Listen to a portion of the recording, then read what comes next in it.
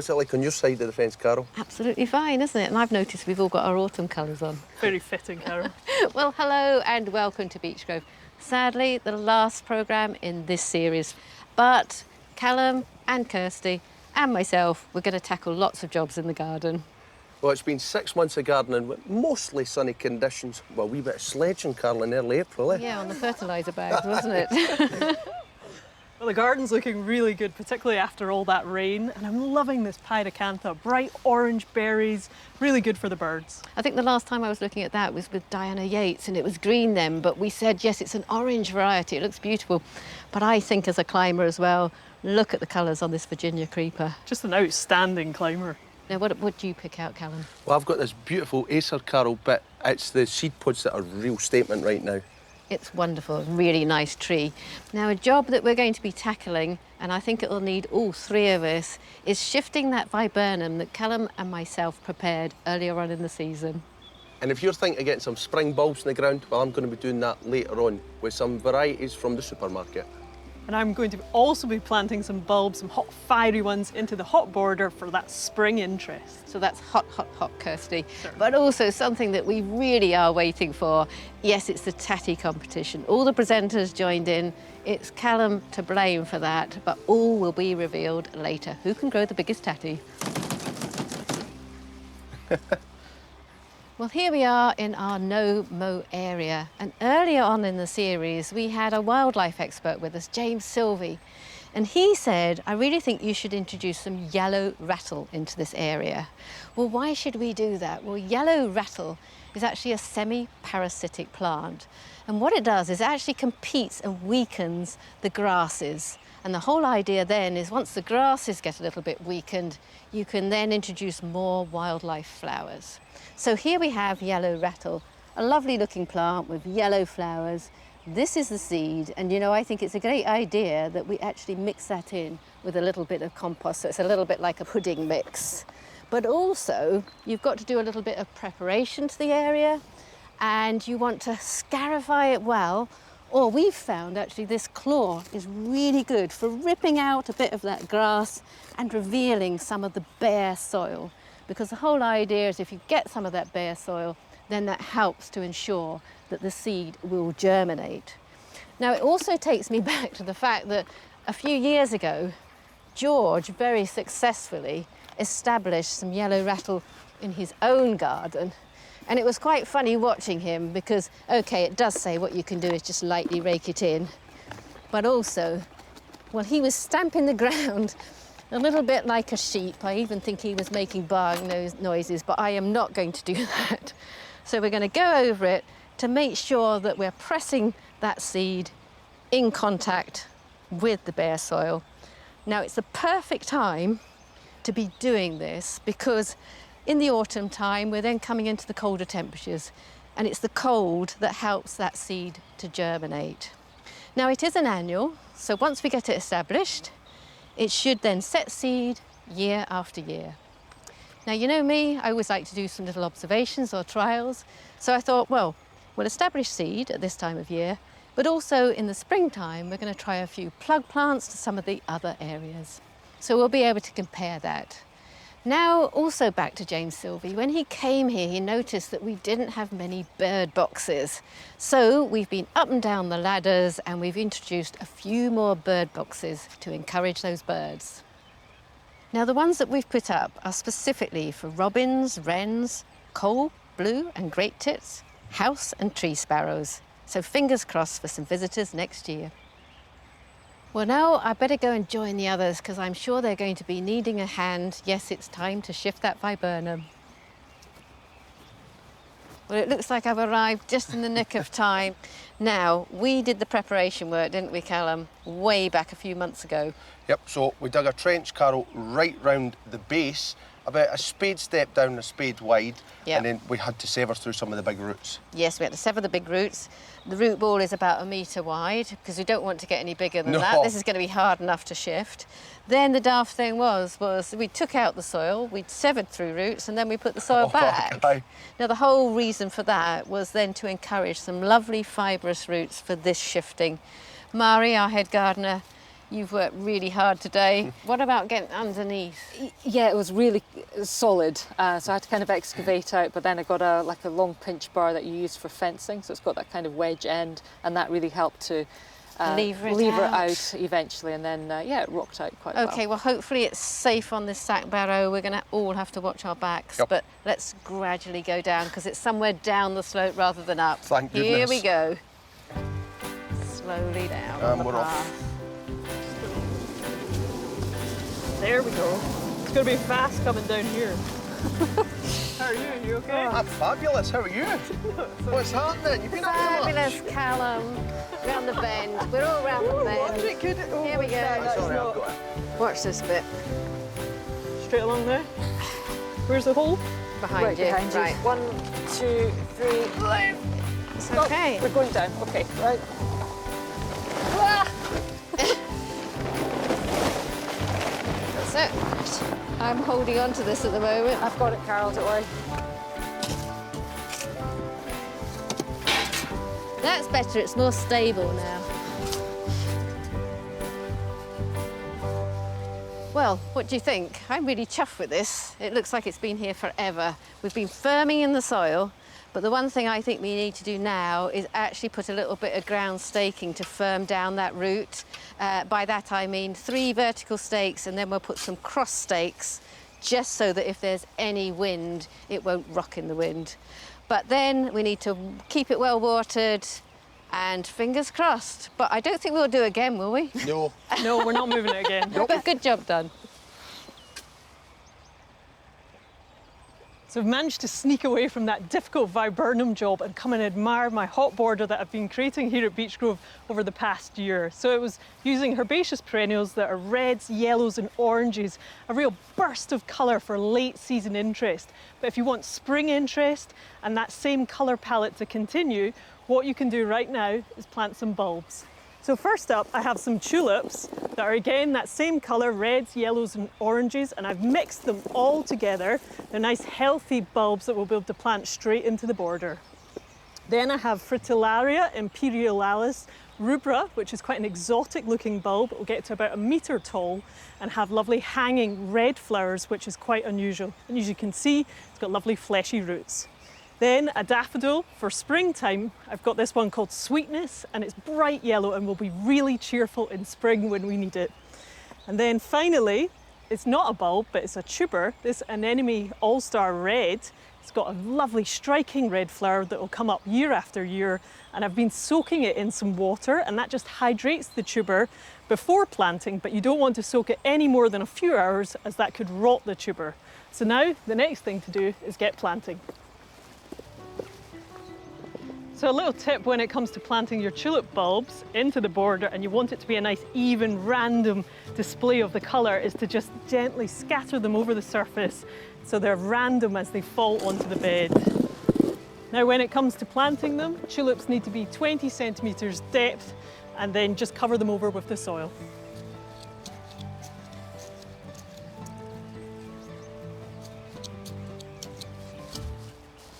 Now I've decided to put the frits right at the front of the border as they're going to get all the attention. Now I've made the planting hole 30 centimetres deep, and then there are free draining loving bulbs, so we're going to put some grit in the bottom and this will help aid drainage. So just going to sprinkle that into the planting hole. And then I'm going to space the bulbs around this planting hole. The nice fleshy roots you want facing down the way and the pointed part of the bulb facing up. So just pop them in. And then all we need to do is just cover them over.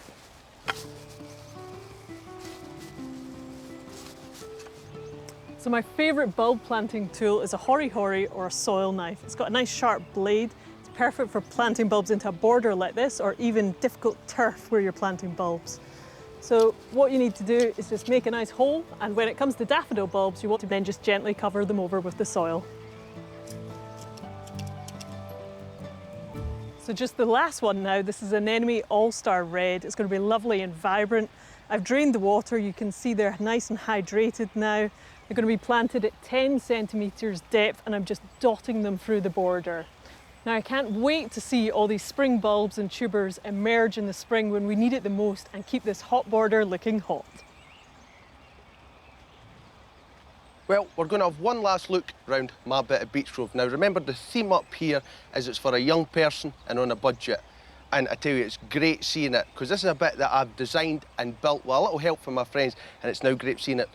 So this end is the entertainment, that's pretty much done. And then coming down to the middle bit of the garden, well, remember a few weeks ago we sowed this lawn? Well, it's coming up nicely. It's a wee bit patchy in areas, but I'm not worried about that. So we'll let it grow a wee bit more, and then we'll get its first cut and it'll start filling in. The sunflowers will come out, and then next year we're going to plant some plants and shrubs in here. And then real focus next year is on the productive end, getting a greenhouse in and working with some fruit.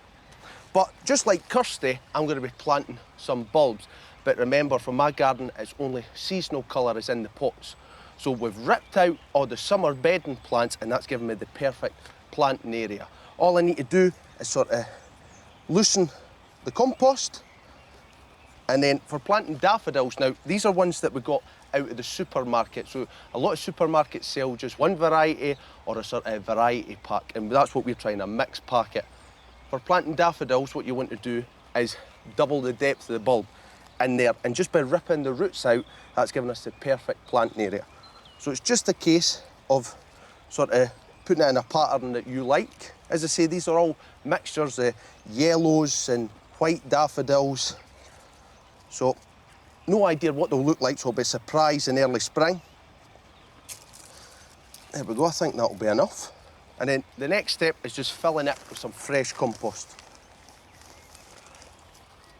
There we go. Well, that's the bulbs planted, but if you're wanting instant colour right now, right through till the daffodils flower, well, put some violas on the top. And that's all the work in my garden for this year. Let's go to sunny Joppa to visit George for the last time.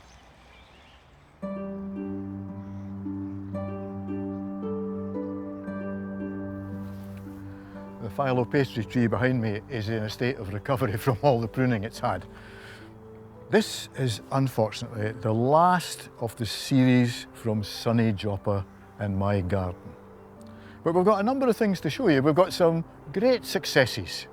We don't spend too long on any failures because some of the crops which we'll look at have gone over. But anyway, keep watching, find out what happens.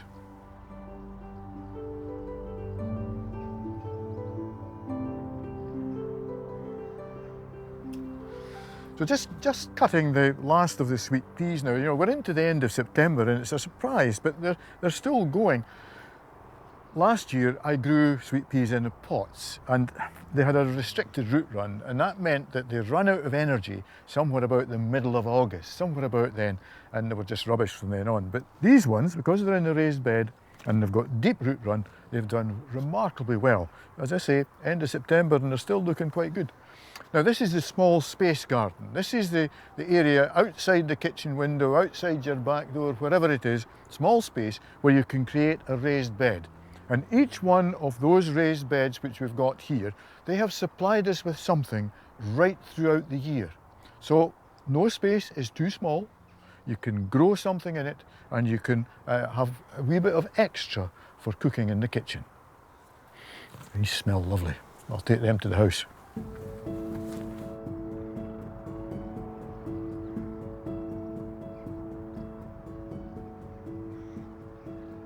Believe it or not, we've had to come into the greenhouse because there's a shower of rain going over, hence the bonnet, not that I need it in here. I have been growing tomatoes and cucumbers in these bags of compost. It's been very successful. Cucumbers have finished now, so it's time to take them out. So what to do with the bag? Well, there will still be nutrient in this because I've been feeding these. So what I'm going to do is I'm going to cut the top off the bag, like that, and take out the worst of the root of the cucumber, give the compost a good scuff about on the top, and then I'm going to sow some seeds. And these are salad leaf seeds, which I've been growing in the summer in the hanging gardens of Joppa over there. So to make use of this and to provide some crops for later on, I'm going to sow them onto that.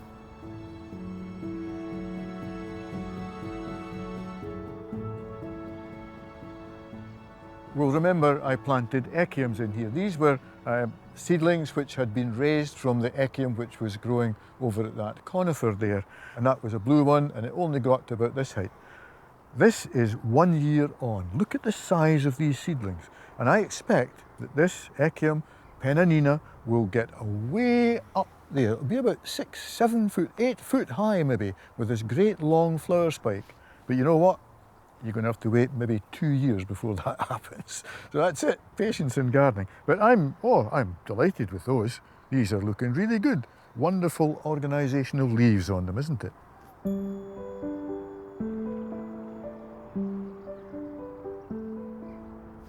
One of the other little projects in the gravel garden at the front of the house was to plant up this area with some new alpines. And we put in some bachelor's buttons, which are the yellow ones there, and then some campanulas, which are there, and this little pink erodium. And that is just a splendid little plant. And I also planted this fella, and I said this would be a statement plant when you came in the gate. And this is a thing called Berkelia, and that is from South Africa. And I'm going to take off that seed head because that is now finished. I don't want it to seed all over the place. And by doing that, all these other little shoots that are there will all grow up, and I'll have a much bigger plant for next year. It'll really make a statement when you come in the gate there. So that's been a success too.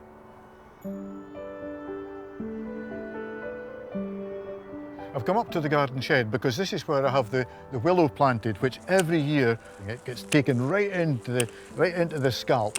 And look at the growth that's on that. You know, there's some of these shoots here, 3, 4, 5 foot long. So, another success. Remember and come back next year and see what happens to it again.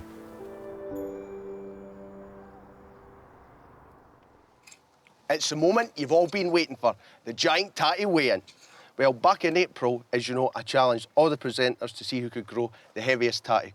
We all got one seed tatty each, and the variety's Condor. Yes, so we all chose different growing conditions. So Yep. Kirsty, let's start with you.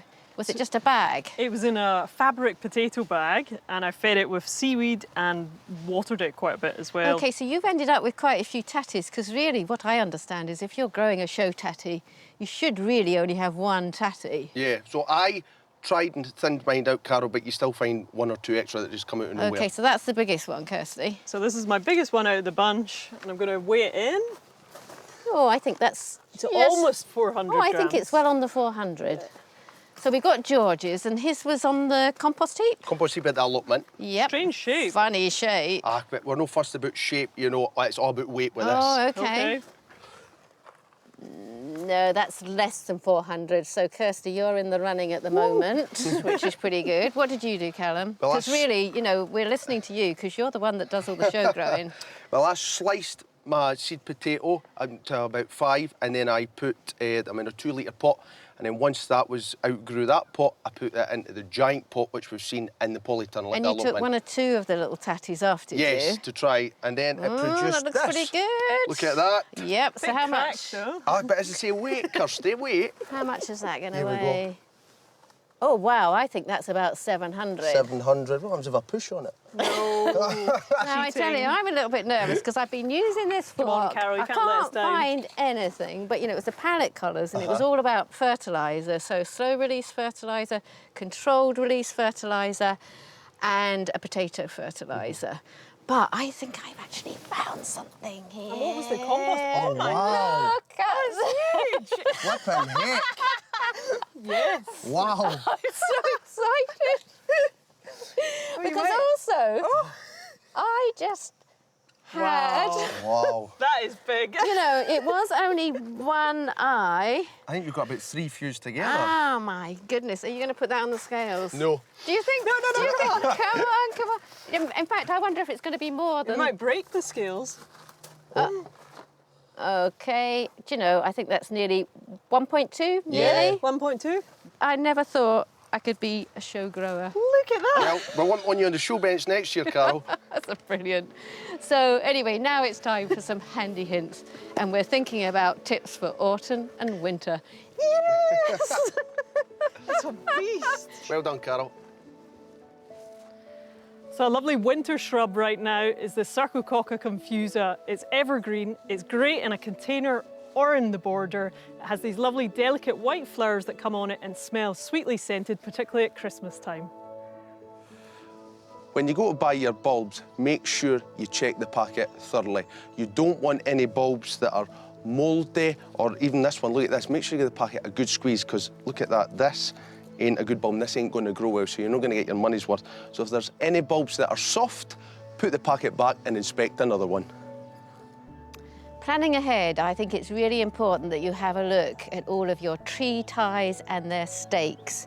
Make sure that it's nice and firm, but be careful. I mean, if the tree has actually grown and that tie is too tight on the bark, you need to slightly loosen it off, and check your stake as well, because over the autumn and the winter, let's face it, we may get some very strong winds like we did last year. And also, if rabbits are a problem in your garden, think about putting just a little bit of chicken wire around it, because the last thing you want is that bark to be ringed. And we have particularly found that they're rather fond of apple bark. Now is the time when all these bulbs are in the garden centres. Get yourself a big pot. Get yourself some, some peat-free compost. Add a little bit of grit to it, and then fill up your pot in different layers. And I'll show you how to do that. But first of all, this is a very large plastic pot, and as you can see, there's 1 or 2 holes in the bottom just to give it that little bit of extra drainage. So I'm going to put about a foot of soil in the bottom of this pot. Level it out. First thing that's going to be planted is Tibet. It's a narcissus. Cover them with some soil, some compost rather. Just covering them so that you can still see the noses of the bulbs. I still want to have an idea of where these bulbs are planted, because what I want to do now is to plant the next layer, the tulips.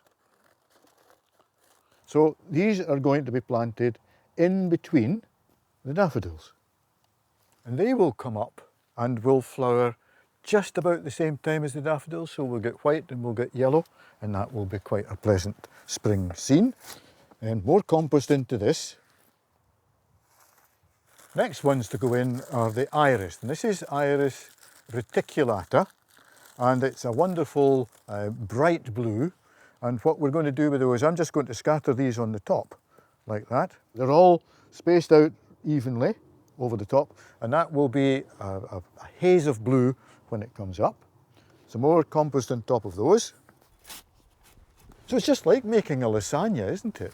Layers of pasta, layers of sauce, layers of your meat, and that's it. So there we go. And then this final group is a crocus called Gypsy Girl. And again, it's one which is new to me. I've not grown Gypsy Girl before. And this is always a good time to experiment. You can try out different cultivars of things which you might want to put in the garden eventually.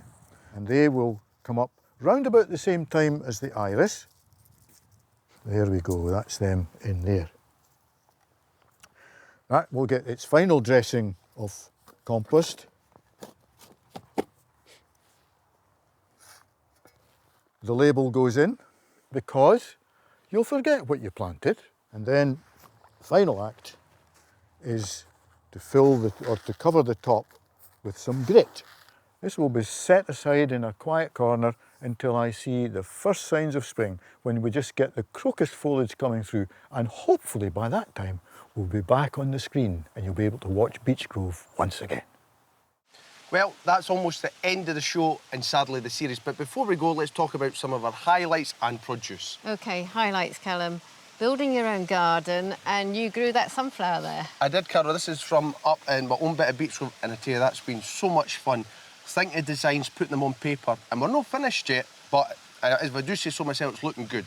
Yeah, well, dare I say it, that sunflower is maybe a bit bigger than the one that you had for the competition. We're not talking about that, Carol. But show growing, you love show growing. Yes, I absolutely love it. It's good fun, and I tell you, I know George enjoyed our Battle of the Bulbs at the start of the series. And you both came away with trophies, which was lovely. Yeah, so I think we'll maybe another showdown next year. That sounds good. Kirsty, what about you? Well, obviously creating that hot border, working with a palette of plants that you don't normally see colour-wise in a garden, I also enjoyed the dog's rehoming centre. Did you go home with the dog? Well, I'd love to, but sadly couldn't. But I also really enjoyed being in the pond with you, Carol, and waders on, scooping out the duckweed.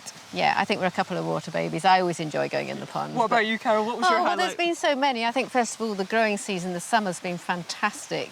And for the first time ever, with the help of our tomato expert, Camilla Fredrickson, we managed to successfully grow tomatoes outside. And we've a variety down there called Fuzzy Wuzzy. Callum, you particularly liked that one, didn't you? Yes, it's very unusual, Carol. Very unusual. Then I want to take you inside to the 8x6 greenhouse, more tomatoes, because we had so many people, so many of our viewers wanted to know where did we get this variety from, Siam, because you can have that on a windowsill. And that plant alone, we'd be keeping a harvest record, 64 tomatoes and still more to come.